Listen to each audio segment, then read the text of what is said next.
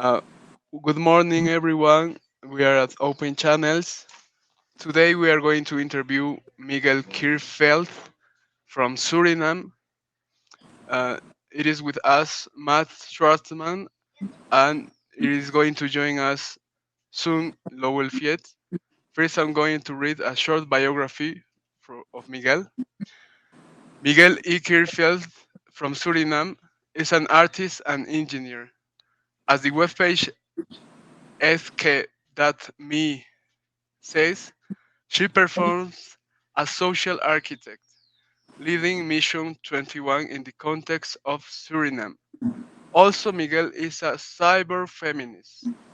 His focus on creative documentation relates to performativity as to socio political intervention. Also, he is a cultural agent, curator, plastic artist, creative writer, coach, and counselor, among others. Miguel works in Afrofuturism, Ubuntu, and Koiwara, a performative structure that entangles a diversity of technologies that is based on the wisdom of I am another you and you are another me. He explores research based experiments, for example, third research program of DAS graduate in Amsterdam, NL, also an international mentoring program of Arquetopia Foundation in Puebla, Mexico. And he has been curator of many exhibitions, samples, and artistic projects such as Lunar, Alacondre, Net Aleng, You Are Not Invited, Error, Error, Error Performance, Spontaneous, Spontaneous, Mhm. Connection, Shimacho, Shimacho, I Challenge I, Silent Encounter, and Negro Identity and Image. First, Miguel, we want to talk about your artistic history. Congratulations on your extensive artistic career and for being a meta panelist in Open Channels 2020 and for dedicating yourself to art using engineering. To begin with, and with great curiosity about your history and work from Suriname, tell us first, how do you define yourself as a popular Caribbean artist? Nilo, thank you very much for that warm introduction and for your lovely congratulations.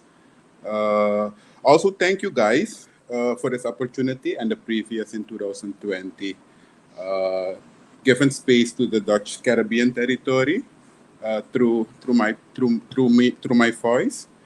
Let's go into how I define myself as a popular Caribbean artist. I do that basically by recognizing that I have a privilege being an artist, and within that privilege, I create artistic collaboration locally and abroad because I think it's both necessary and uh, basically by acknowledging the responsibility that comes with that privilege. For example, my intentions as an artist relate to care, uh, to creating time and space as an investment to symbolically transform structures of power by creating a grid that is based on strength relations, and therefore communal rituals are very, very essential in my practice.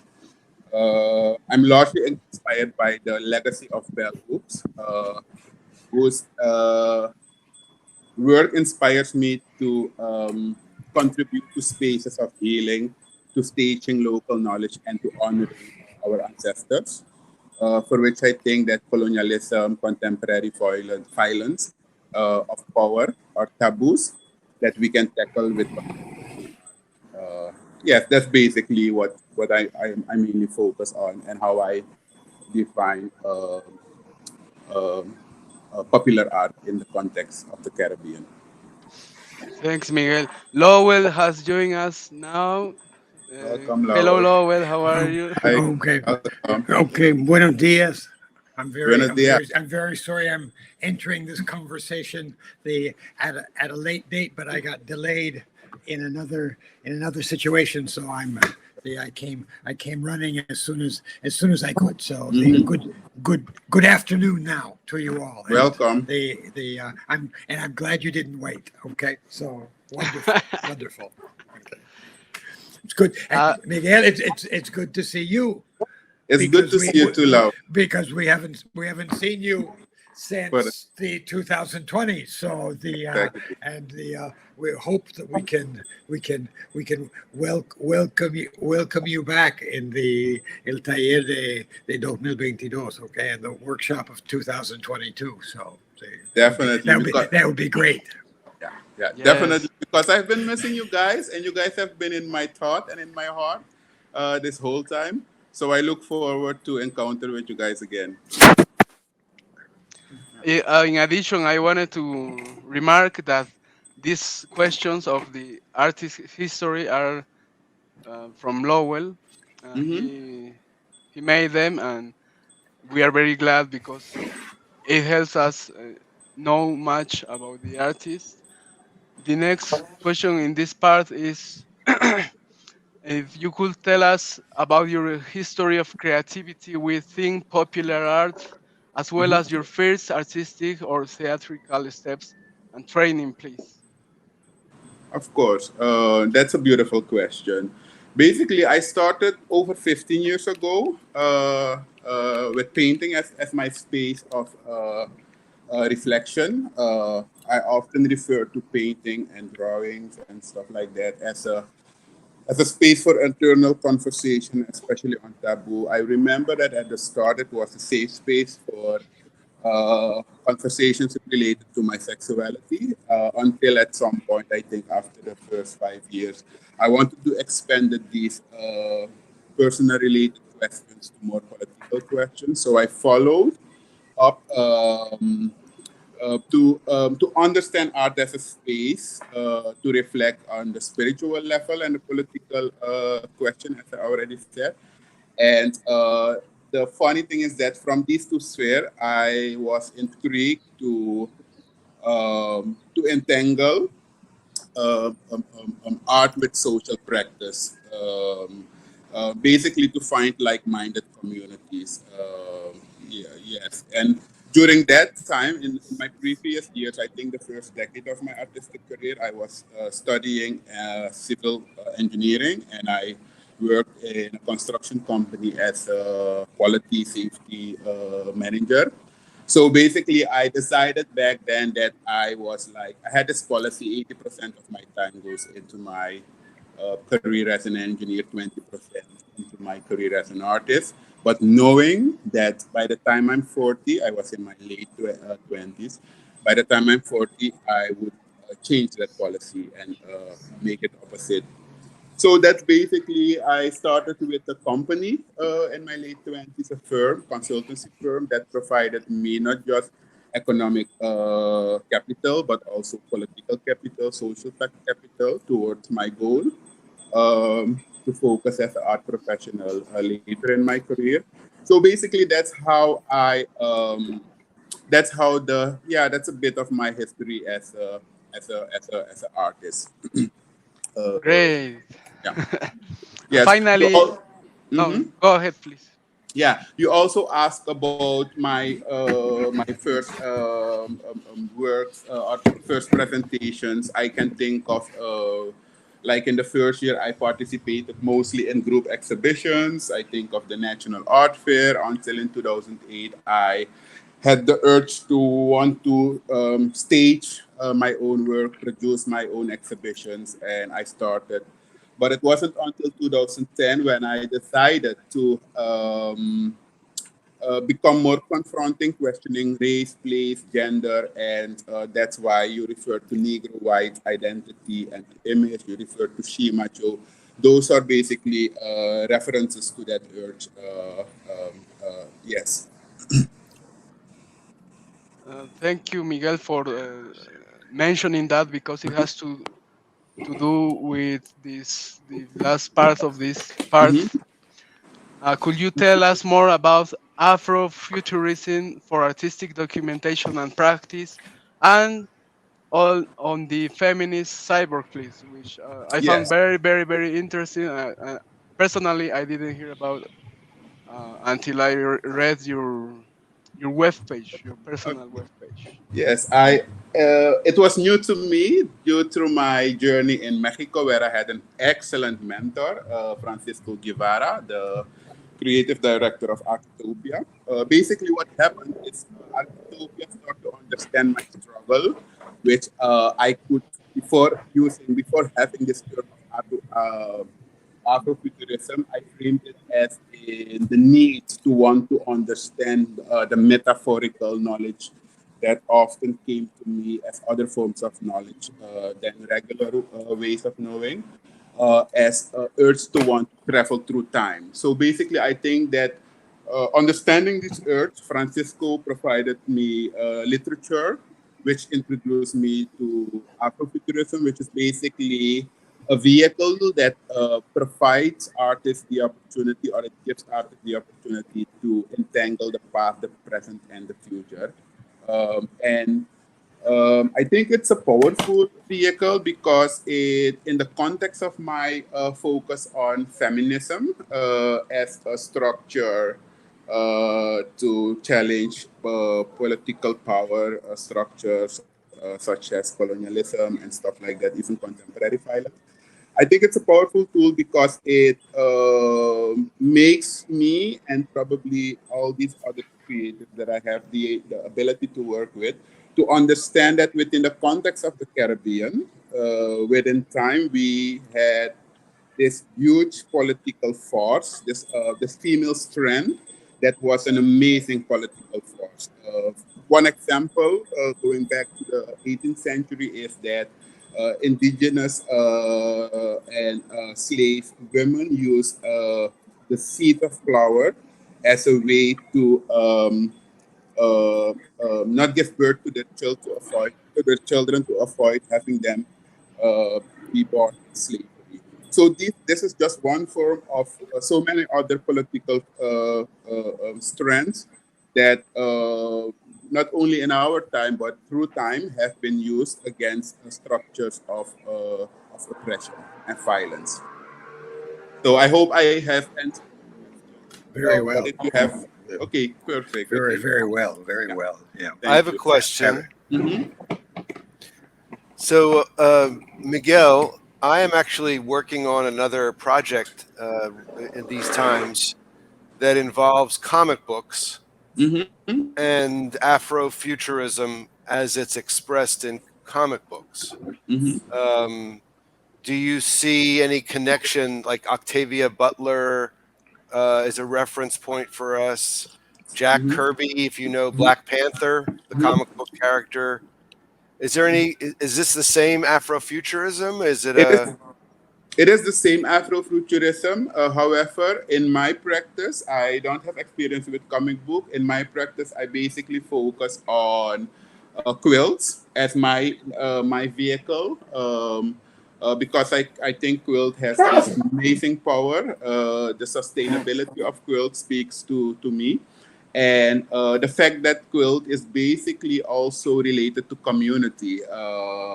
So yeah, I would say it's exactly the same. Only the vehicle is kind of a little different. It's so funny too that you mentioned that because we just had a meeting. That the team had a meeting last night about the comic book project, and Mhm. quilts came Yeah, up as a topic. yeah, So just the idea of a comic book image yeah, yeah. is each panel is Mm-hmm, something one labors over, mm-hmm, mm-hmm, similar to a mm-hmm, poster or a quilt, mm-hmm.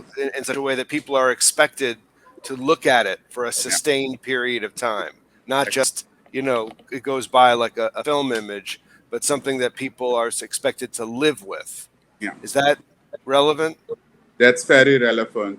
Also, what is fascinating between the difference, or one way that I instantly think of the relation between quilt and comic is, for example, when I think of comic as an extension, I think of cartoon, moving images, which is basically a virtual space. And in terms of my practice, I use a lot of symbolical space, and in that term, I often focus on quilting beyond place, but more in a spatial and three-dimensional approach. Yeah. Thanks. Yes. Yeah. Thank. Please, Lowell, I know you have many questions. Okay, but I'm going to try to concentrate on two Yes. and see where they go.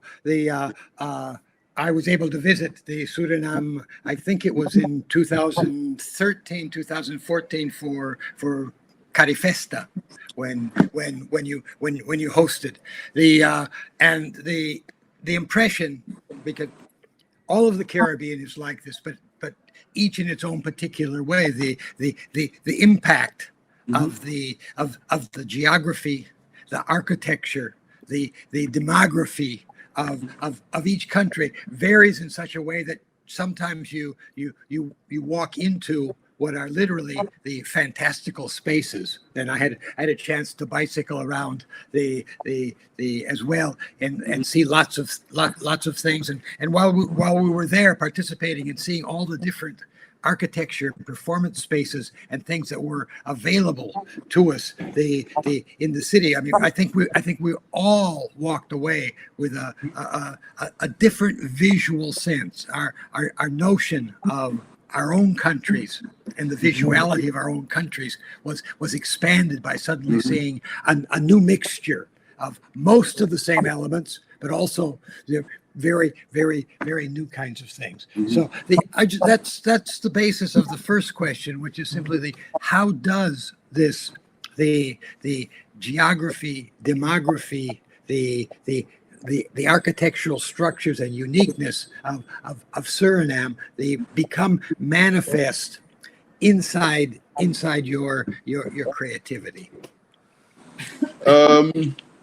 That's also a very amazing question, because at the moment I'm having collaboration with one of the biggest. We don't have that many art gallery, but it's the biggest, and it provides me space to collaborate with other creatives. And we are focusing on articulating what alakondre. It's a kind of word. It's not easy to translate, because translation would definitely create something else, which it isn't. But I would say think of it as the opposite of apartheid. And basically, that space provides us a space to have all these different elements to manifest in their own way. I'm going to give one example. In the current exhibition that we are having, we have work of two artists, one from Surinamese root, living in the Netherlands. It's a really amazing artist, Remy Jungerman. And the other one is a local artist who remained here, and Kitling Chongpyanggi. And both have, in some part in their career, had this language, that visual language, that in the context of Suriname, we would definitely understand it to maroon art, to maroon textile, and probably that same piece of work, if I present it, if it would be seen in Italy, for example, people would instantly think of the style, Bauhaus. So that capacity, I think that's the capacity how we frame these diverse languages and still mixing to become something that has this amazing ambiguity, which for me relates to that same feminine power as a, of a Caribbean that I referred to previously.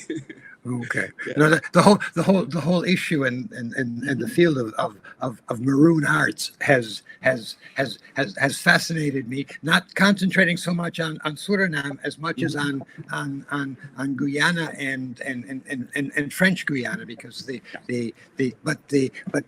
but yes, I see that very definitely. Wonderful. And then the second question area is really a little bit more that relates to, I suspect, to form, because the you and this I think is a Caribbean characteristic as well. They have really become a not I would not I don't like multidisciplinary as a term, but a multi-artistic the creator, because you begin with painting, Mm-hmm. you work with installation, you work with quilts, which is already a form of assemblage, right? Yes. So you already have that sculptural sense that mixes the painting, installation, and now an additional dimension. And finally with performance, because we've seen your work the on stage in the theater, but also the performance in terms of performance art in and of itself. So what is this? What's the process of moving from the painterly to the more dimensional, to the more sculptural, and then finally to the living bodily, the body sculpture? I think there are many levels of triggers that are many levels of questions or reasons to that trigger this movement. First, the idea of wanting to move from the idea of territorial, to fix, to be more multi-media. Also, the idea to move from a more static, which painting often, at least in my perception, to more dynamic forms.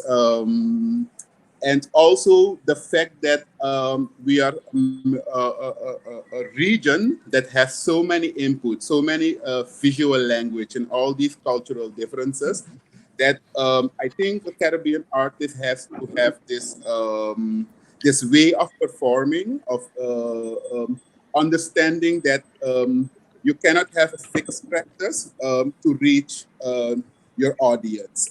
For example, sometimes I would have moments where I was challenged as an artist because I had the feeling that maybe my visual language isn't understood. So the struggle to be understood also gives you the strength to seek other spaces. And there comes, for example, creative writing, comes, for example, performative gestures. So I think basically it's a continuous relation between artists and spectators. And I think this relation, even though sometimes it creates tension, the tension is necessary because it also it provides the energy for it to transcend itself. Okay, muy bien. Okay. Gracias. Okay, muy bien, muy bien. Nilo, you have more for us? Yes, Miguel, please. Since Lowell asked you about the architecture and the Mhm. possibilities that gives architecture, how has the pandemic um, changed? How different is production in times of pandemic compared to normal times? Okay. Let me say that the production in pandemic requires us all to adapt to a different approach. In creative encounters with artists and spectators, we have to find a way to continue our conversation because at last we are social beings. We can't do without it. And the amazing thing about the pandemic is, in my case and some colleagues, we became only more creative. One example that I can give is moving from the physical to either the virtual, the symbolical, or even create a hybrid between these two and three spheres of encounter.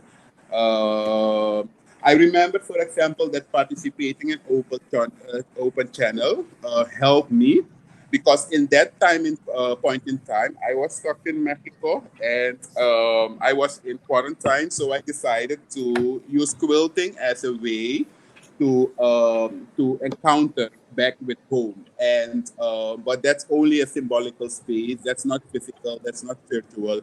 So actually having the opportunity to collaborate with Open Channel was an amazing other sphere of encountering. And I think that these opportunities make us more creative, make us see more opportunities. And by having all these other levels of seeing more ways, it only triggers to be more creative. At least that's it in my case. No. Yes. Fabulous. Yeah. So once again, guys, thank you so much for since the first encounter until the encounters in the future. Great. Yes. And I have two questions before this Mm-hmm. interview ends. Uh, it's the following is about political borders Mm-hmm. because the development of popular arts and popular theater is very diverse in the Caribbean Mm-hmm. due Mm-hmm. to its colonial past, languages, and cultural and social vindication. Sankofa, which you mentioned at the Open Channels event 2020, Yeah. Sankofa tell us to return to what we have forgotten. Is the Mm-hmm. unity of that past capable of influencing this present full of political borders? That's the Definitely. question. Definitely. Because I think the unity of the past influences the present. Always. Remember that linear time is just one model to interpret space. And what I basically do is this in this quest to understand space and time, I take inspiration, for example, from our local Kalinya indigenous community in the Caribbean, to, for example, West African knowledge system, but also even Indian knowledge systems, where the past and the present are the same space. And because if the past and the present are the same space, I think the fantasy of the nation state is just that it's a fantasy. And I think if we are aware that it's in a fantasy, that we will be able to find ways to perform, to encounter beyond these fetish and fantasy borders. That's basically how I deal with it. Thank you, Miguel. And finally, Hmm. about the future. Yeah. What artistic projects are in your plans? Two. Gonna stick to two. First, I'm exploring in this moment how to stage art from Suriname anywhere else on the globe to challenge the structures that basically isolate our own local art scene. Can give many examples, but I think it's important to also structure these creative entangles and my research-based feminist project full of those gestures I use in political and social context to perform not just a performance philosophy, but also a non-philosophical space or way of knowing, and to document it basically for next generation. Youth and children are a great aspect of my practice. In the past, they will remain in the future. So having the ability to just find ways to document new ways to encounter, basically for me, it's a way to also start conversations with what I used to refer to as outdated historical books, such as, to name one, the Bible, to find new ways to have conversations. Because yes, we, in my perception, history is just a colonization of time, and I think we should move beyond colonization. So that's basically those two things: staging art abroad and documenting the experiences within creative collaboration for next generations. Well, Miguel, that's so great. I think this has been a very, very great interview. And if there is any other question, please make it. Or I will like to please, Lowell and Matt, send me your questions that you made today, and I will send it to Miguel Can so he I, can give us in a written format. Nilo? Can I make one final comment? Because Yes, please. Yes, please, Lowell. as Miguel spoke, the he created let's call it a mini epiphany in my mind, talking about the past and present happening simultaneously. In fact, because the Caribbean, of course, has an art form that allows past, present, and future to happen simultaneously, which is carnival, of course. And so the carnivalesque then becomes not only the artistically a means of unifying past, present, and future, but also becomes that political tool that does exactly what you're talking about in terms of the making a mockery of the nation state, making a mockery of colonization, because it brings everyone turns everything upside down and brings the past, present, and future together. And I think that's what talking with you makes us think about. So thank you very, very much. One wonderful conversation. Thank you, guys. Once again, thank you for this great opportunity and sharing also your knowledge with me. I think it's wonderful for the both of us. Yes. Good. Thank you. Great. Good.